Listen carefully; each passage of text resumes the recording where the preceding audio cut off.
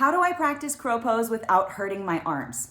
I get this question a lot, and I hate to say it, but sensitivity on the backs of your arms is totally normal as you learn the pose. There is a learning curve whereby your arms get used to having the pressure of your legs on them. In a solid crow pose, you're gonna have your kneecaps resting on your triceps, really anywhere along the tricep, from the tip of the elbow to the armpit.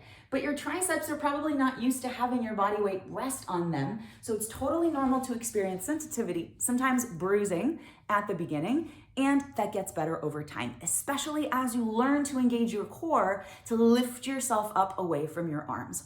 All of that takes practice. Now the question becomes, are you willing to be a little bit uncomfortable in order to get to the magic on the other side? We want to make sure we don't hurt ourselves, right? A little bit of bruising is a little bit of hurt. And when it's done mindfully, and when you give your arms time to rest in between practice sessions, it's okay. So notice if you're pushing beyond what's comfortable for you. Notice if you're entering a space where it becomes difficult and then you back out and you go, never mind, I'm not cut out for this. Yes, you are. But are you willing to make it through the fire to the magic on the other side? And how does this apply in other places in your life? Where are you met with a challenge and you give up versus seeing the challenge and going, I'm going to take the time to learn, I got this.